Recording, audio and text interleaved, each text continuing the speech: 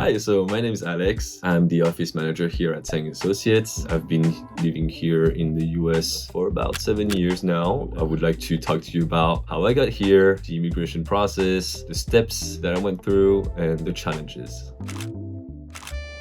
Back in France, I was a pastry chef for about 6-7 years. I've been following this pastry chef who's been working in the US for a while, and we've been messaging each other. And when I told him, hey, actually I'm coming to California, Los Angeles, we should meet in person. And after talking for a whole afternoon, he showed me the hotel where he was working, the staff. He actually asked me if I was interested in coming to the US and work with him to be part of his team.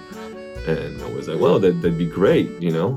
What's the process? What could I do? And that's when we started to talk about different options for visa for me to come here for like a year or two, student. And the J-1 visa actually came pretty quickly. I believe it's a student visa, and you need to find a sponsor to sponsor you to come here to the US and work for a period of 1 year. So I came here with the J-1 visa, thinking I would stay 1 year, maybe renew it for another year if I liked it here. I started working in the hotel with staff, and then I actually met my wife.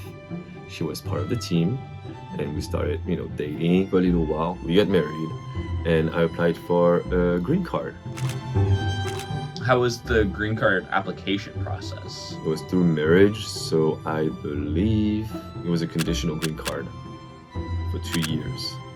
Was the application easy to fill out? In my situation, through marriage, it was pretty straightforward. It was a lot of work, but there was not a lot of stress. You just had to provide documentation, proof of marriage, utility bills, joint bank account, photos of us dating, letters, text messages, everything that actually showed that we were in a committed relationship.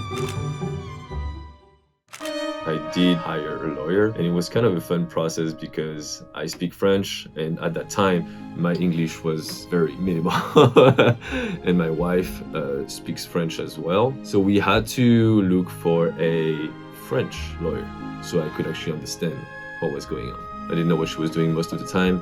It was kind of blurry, but she would always communicate, ask us for documentation, ask us to meet and to explore the options. She kept us updated for the whole process. But having her speaking French to me really reassured me that she would take my case seriously, that I would understand everything, all the details.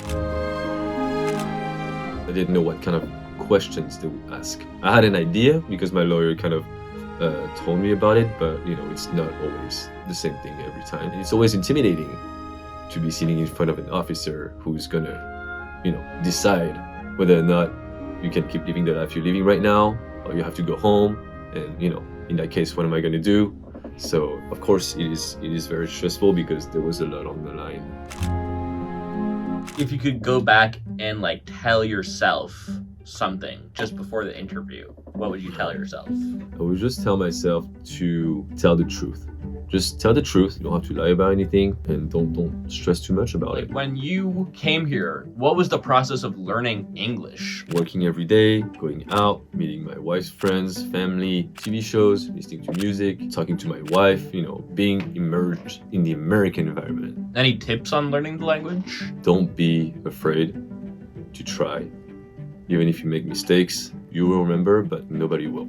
No one else will. You're gonna feel bad about it, but that's how you learn. I used to use my hands a lot. I used to be afraid to place a phone call, to call, let's say, Kaiser, or the health insurance, or the DMV. That was the worst, things like that. So I couldn't use my hand. I had to use my voice, and a lot of people would ask me to repeat, or just couldn't understand what I was saying at first.